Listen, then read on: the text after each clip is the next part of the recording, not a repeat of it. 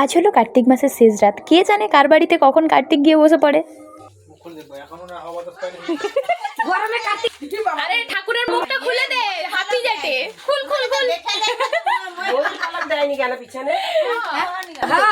অনেক লোক যাইতে হবে না। অনেক আলাপ আলোচনার পর আমরা ঠাকুর নিয়ে বেরিয়ে পড়েছি আপাতত বাইরে।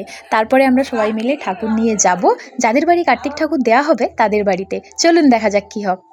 যাদের বাড়িতে আমরা ঠাকুর দেব তাদের বাড়িতে যেতে গেলে তাদের দোকান পেরিয়ে যেতে হয়, এই জন্য এই বিষয়টা একটু চাপের। সেই জন্য সবাই মিলে একটা আলোচনা করে যে কিভাবে ওদেরকে ম্যানেজ করে ওদের বাড়িতে ঠাকুর দেওয়া যায়, সেই বিষয়টা নিয়ে সবাই এখন ঘোরতর আলোচনার মধ্যে পড়েছে। আর তার মধ্যে আমাদের কার্তিকবাবু বসে পড়েছে এই মন্দিরের সামনে। তারপর আমরা সবাই মিলে বেরিয়ে যাব। আর এটা হলো কার্তিক ঠাকুরের হাতে দেয়া সেই কাগজ যেই ছড়াটা আমি তোমাদের পড়ে শোনাই।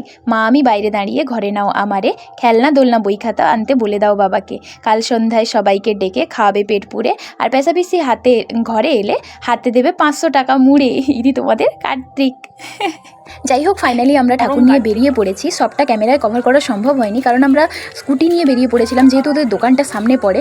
অবশেষে আমরা গিয়ে ঠাকুরটা বসিয়ে দিয়েছি, কিন্তু সৌভাগ্য বা দুর্ভাগ্য ওদের বাড়ির লোক বাড়িতেই ছিল। যাই হোক, আপাতত একটা খুশির খবর হচ্ছে ওনারা রাগারাগি না করে বরং খুশিই হয়েছে।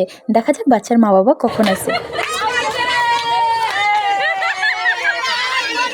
আর এই হলো আমাদের পুরো টিম। কিছু কিছু জন ক্যামেরার ব্যাক সাইডেও ছিল। অনেক অপেক্ষার পর ওই আসছে বাচ্চার বাবা মা।